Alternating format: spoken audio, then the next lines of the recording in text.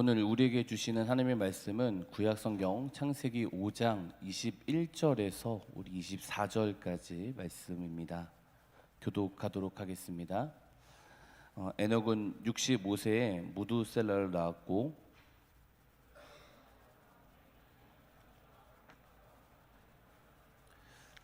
그는 365세를 살았더라.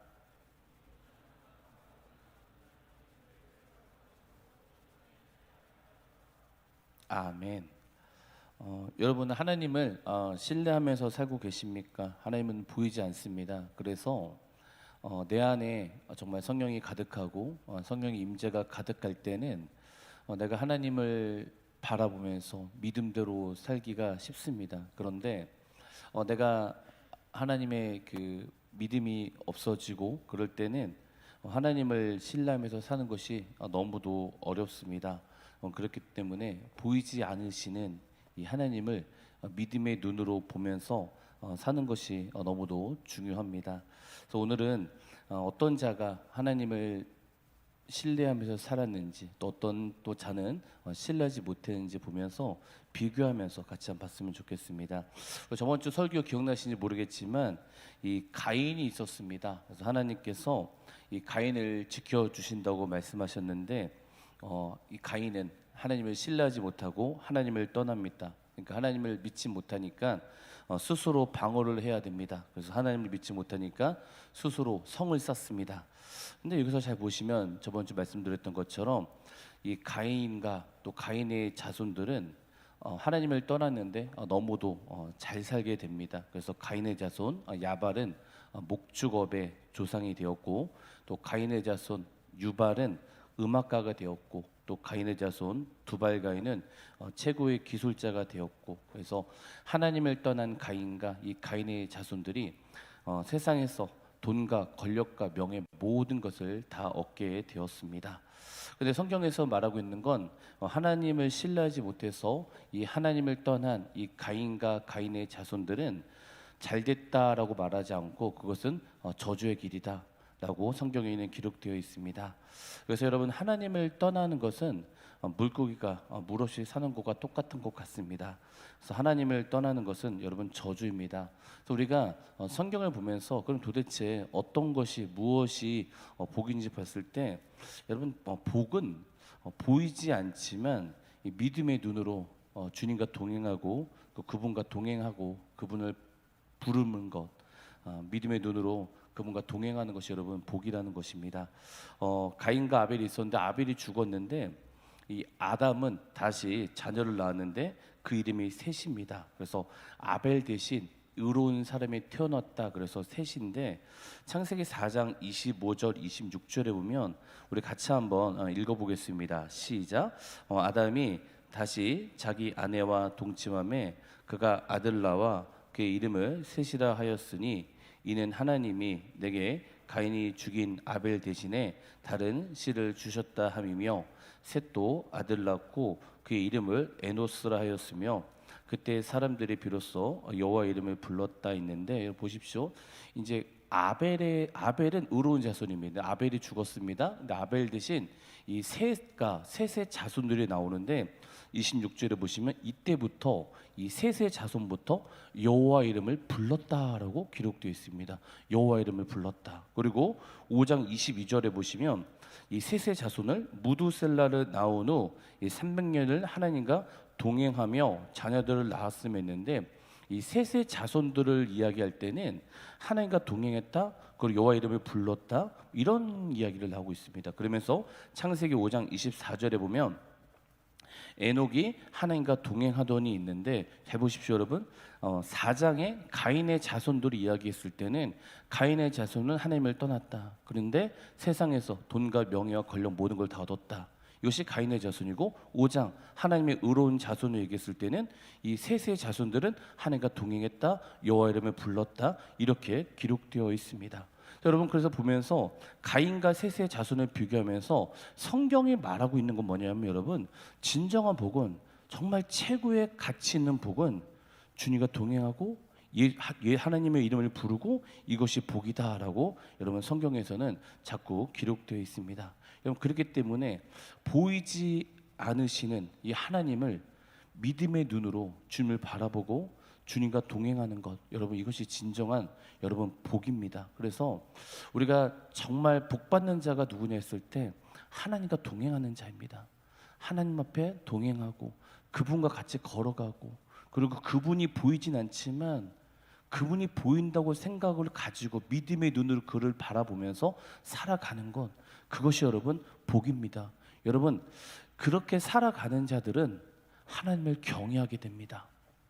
우리가 왜 이렇게 맨날 죄를 짓고 넘어지고 그러는지 아십니까? 말로는 믿음이 있다고 합니다. 그러나 정말 하나님이 없는 거예요. 정말 하나님과 동행하지 않는 거예요. 그러니까 자꾸 넘어지는 거예요.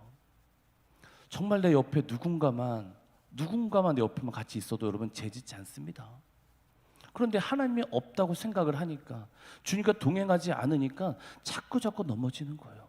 여러분 그렇기 때문에 정말 보이지 않으시는 하나님을 믿음의 눈으로 바라보고 그러니까 동행하는 것, 여러분 그럴 때 내 마음에 여러분 경외함이 생깁니다.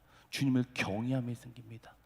창세기 2장 3절에 보시면 하나님이 그 일곱째 날을 복되게 하사 거룩하게 하셨으니 이렇게 있는데, 여러분 보십시오. 하나님이 6일 동안 세상을 창조하셨습니다. 근데 마지막 날 7일째 되는 날 하나님이 그 안식일 날 하나님이 복을 주셨습니다. 안식일에 복을 주셨다. 안식일이 무슨 뜻입니까, 여러분? 시간입니다. 시간. 그러니까 시간 위에 하나님을 복을 주셨다는 것입니다. 무슨 뜻입니까?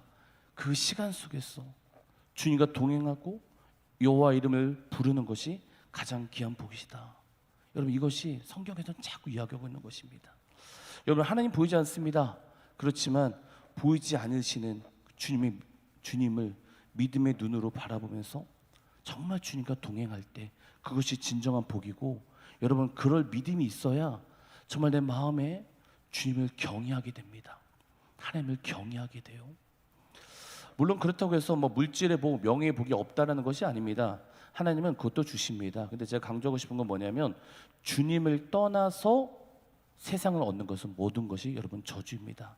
다시 말씀드리지만 보이지 않으시는 하나님을 믿음의 눈으로 바라보시고 또 공간과 시간 속에서 여러분 주님을 부르십시오. 주님을 동행하십시오. 우리 마음 가운데 정말 하나님을 경외하는 사람이 됩니다. 근데 여러분 놀라운 일이 있습니다. 보이지 않지만 이 믿음의 눈으로 하나님을 바라봤던 이 셋의 자손 중에 여러분 누가 태어나는지 아십니까? 누가복음 우리 3장 23절에서 24절 같이 한번 읽어보겠습니다. 시작. 예수께서 가르치심을 시작하실 때 30대쯤 되시니라. 사람이 아는 대로 요셉의 아들이니 요셉의 이는 헬리오, 그 이는 mat단이요, 그 이는 레이요, 그 이는 멜기요, 그 이는 안나요, 그 이는 요셉이여 있으면서 요셉의 족보가 나오고 있습니다. 그러니까 요셉의 족보가 나오고 있는데 누가복음 3장 38절에 보면 이런 말씀이 있습니다. 그 위는 에노스요, 그 위는 셋이요, 그 위는 아담이요, 그 위는 하나님이시니라. 셋의 자손 중에서 여러분 예수님이 태어나셨습니다.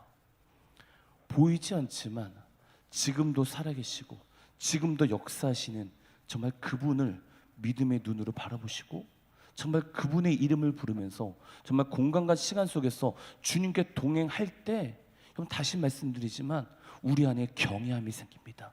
주님을 향한 경외함, 주님을 향한 사랑이 생깁니다. 우리가 두 번째 볼 것은 창세기 4장 10절에 보시면 여러분 보십시오. 가인이 아벨을 죽였습니다. 근데 주님께서 이렇게 말씀하십니다. 창세기 4장 10절 우리 같이 한번 읽어보겠습니다. 시작. 이르시되 내가 무엇을 하였느냐, 내 아우의 핏소리가 땅에서부터 내게 호소하느니라 했는데 보십시오. 핏소리가 땅에서 호소한다 그러고 있습니다. 피가 소리친다. 여러분 피가 소리친다는 사실 알고 계십니까? 무지한 피가 소리친다는 것입니다. 이것도 구체적으로 말씀드리면 사무엘하 21장 1절에 보시면 이런 말씀이 있습니다. 사무엘하 21장 1절에 보시면 다윗의 시대에 해를 거듭하여 3년 기근이 있으므로 다윗이 여호와 앞에 간구하매 여호와께서 이르시되 이는 사울과 피를 흘린 그의 집으로 말미암으니 그가 기브온 사람을 죽였음이라 하시니라 했는데, 우리가 잘 알고 있는 왕이 있습니다. 다윗입니다. 근데 다윗은 여러분 정말 하나님을 잘 믿었던 왕이었어요. 다윗처럼 하나님을 사랑했던 자가 없었습니다. 근데 다윗이 딱 왕이 되었는데 갑자기 3년 동안 비가 오지 않습니다. 여러분 이렇게 잘 사는 나라도 지금 뭐 뉴스 보면 강릉 보십시오. 뭐 비가 몇 개월 안 오니까 막 지금 난리잖아요. 근데 이렇게 잘 사는 나라도 여러분 1년 동안 비가 오지 않으면 나라 망합니다. 근데 3,000년 전 3년 동안 비가 오지 않습니다. 나라가 망해버립니다. 근데 다윗 왕 때 3년 동안 비가 오지 않는 것입니다. 여러분 그러니까 다윗이 이해를 못하는 거예요. 그렇게 하나님을 잘 섬기고 있는데, 내가 그렇게 하나님 앞에 열심히 섬기고 있는데 3년 동안 비가 오지 않는 거예요. 그때 다윗이 하나님께 여쭤봅니다. 하나님, 왜 비가 오지 않습니까?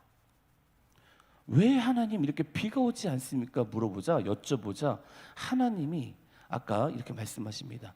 너 전에 사울이라는 왕이 있었는데 사울이라는 왕이 무죄한 자의 피를 흘렸기 때문에, 무죄한 사람을 죽였기 때문에 그 핏소리 때문에 비가 오지 않는다라는 것입니다. 여러분 다윗 왕 전에 사울이 왕이었습니다. 근데 사울이 왕이 되고 나서 여러분 기브온 족속을 다 죽여버렸습니다. 기브온 족속은 이스라엘 백성이 아니었습니다. 근데 기브온 족속은 이스라엘 백성이 아니었는데 여호수아와 조약과 언약을 맺었습니다. 언약을 맺었기 때문에 죽지 않고 이스라엘 백성들과 같이 살고 있었습니다.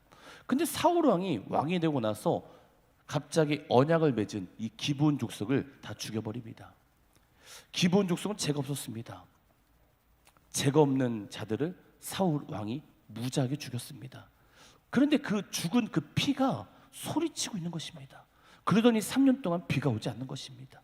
무죄한 피가 호소했다는 것입니다. 무죄한 피 때문에 기근이 생겼습니다. 무죄한 피가 막 소리를 치고 있었다는 것입니다.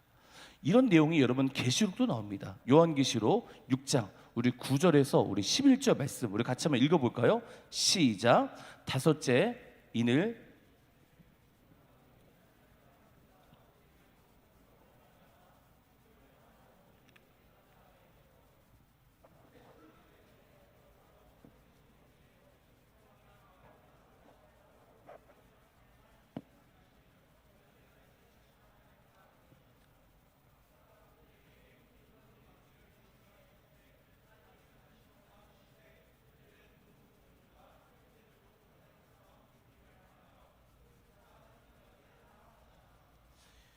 우리가 아까 10절 보실 것처럼 이 순교자들이 피를 갚아달라라고 소리치고 있습니다.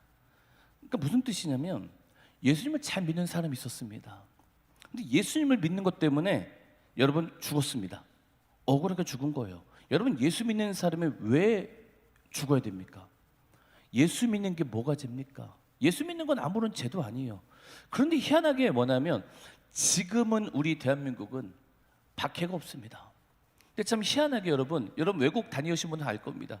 우리나라 바로 북한부터 중국, 위구르부터 팔레스타인까지 57개국의 나라가 있습니다. 예수 믿으면 박해받습니다. 예수 믿으면 죽습니다. 죽는 나라가 4군데죠. 그렇게 박해를 받아요. 근데 예수 믿는 게 뭐가 그렇게 나쁘다고 죽입니까? 말도 안 되는 거예요. 그런데 그들은 죽어요. 예수 믿고 죽는단 말이에요. 순교한단 말이에요. 그들이 죄는 예수를 잘 믿는 죄밖에 없었어요. 억울하게 죽었다는 것입니다.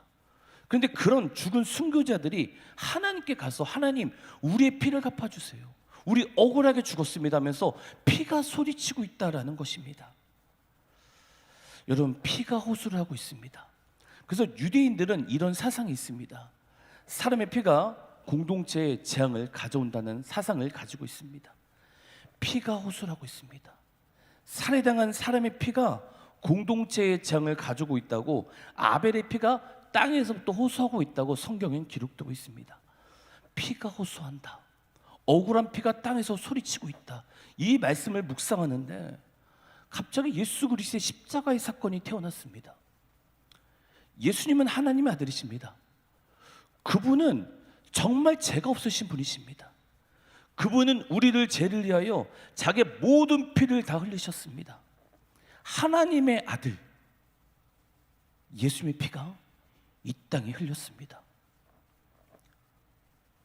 이 땅에 그 하나님의 신의 아들, 신의 피가, 이 보혈이 이 땅에 흘렸는데, 아무런 죄 없는 예수 그리스도의 피가 이 땅에 흘렸는데 믿지 않으면 죽을 수밖에 없는 이유가, 그분을 믿지 않으면 심판을 받을 수 없는 이유가 바로 이것이구나. 그 보혈의 피가 믿지 않는 자들에게 호소하고 있구나. 예수님만이 구원이라고 우리에게 말하고 있구나. 이런 말씀을 여러분 묵상하게 되었습니다. 온 세계에 예수님의 피가 흘렸습니다. 그리고 그 피가 소리칩니다. 예수 그리스도만이 구원 얻을 수 있다. 예수 그리스도만이, 보혈만이 우리를 구원할 수 있다고 소리칩니다. 여러분, 그렇기 때문에 예수님의 보혈의 피를 믿지 않으면 심판을 받을 수밖에 없는 이유가 바로 이것입니다. 그 보혈의 피가 믿지 않는 자들에게 호소하고 있다는 것입니다. 그럼 그렇기 때문에 여러분, 주 예수님을 믿어야 예수님을 통해서만 우리가 구원을 받을 수 있습니다. 여러분, 이제는 앞으로는 여러분 예수 믿기 많이 어려울 겁니다. 정말 마음과 뜻과 힘을 다하여 주님을 사랑하는 거 많이 어려울 겁니다. 세상이 그렇게 가고 있습니다. 세상이 왜 이렇게 돌아가지? 제가 사실은 항상 뉴스를 챙겨봤습니다. 근데 몇 개월 전부터 뉴스를 안 봅니다. 보고 싶지가 않습니다. 그런데 뉴스를 가끔 가다가 보면은 와, 정말 하나님 말씀 그대로 돌아간다 세상이, 이런 생각을 자꾸 하게 됩니다. 그래서 이렇게 세상이 빨리빨리 급속하게 하나님을 대적하는 세상으로 돌아가고 있는데 뭐 어떻게 해야 되지? 이런 고민을 정말 많이 합니다. 정말 많이 해서 그럼 내가 맡은 청년부들에게 어떻게 해야 되지? 이런 고민을 여러분 정말 많이 해요. 어떻게 해야 되지? 그래서 제가 여러분에게 여러분 마음에 하나님 말씀을 준비하십시오 하면서 그냥 선포하라고 하는 것입니다. 제가 여러분에게 선포 성경을 읽어서 얘기하면 여러분은 어떻게 보면 잔소리처럼 들을 수 있습니다. 아, 쟤 또 그래. 쟤 뭐야? 아, 지겨워. 근데 여러분 정말 하나님은 아실 거예요. 세상이 너무 안 좋게 돌아간다. 근데 내가 맡은 영혼이 있는데 그 영혼들이 어떡하지? 주만 와서 예배 한 번 드리고 끝낼 수도 있는데 마음이 너무 아파요. 같이 주님의 오심을 준비하고 싶은 것이 제 마음이에요.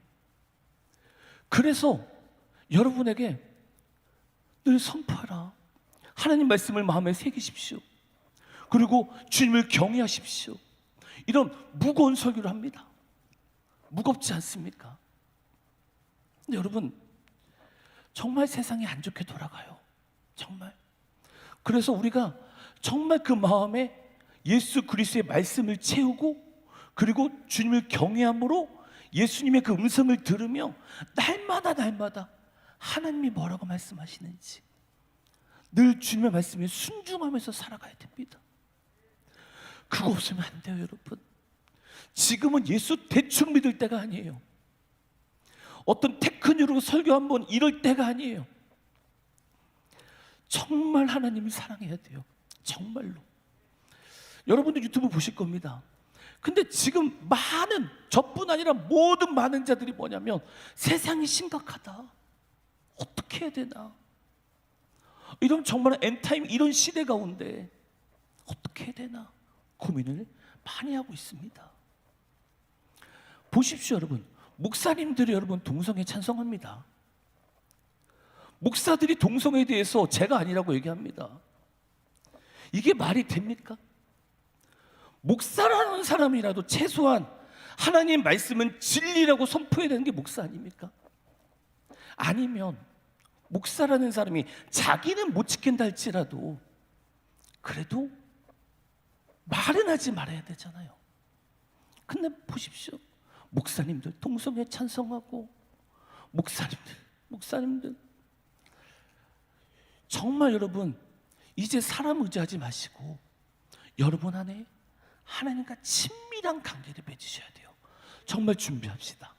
정말 거룩하게 삽시다. 내 안에 심령으로 섬기는 그 하나님 여러분 계셔야 돼요. 진짜 내 마음에 예수 그리스도가 계셔야 돼요. 그분이 마음이 막 솟구쳐야 돼요.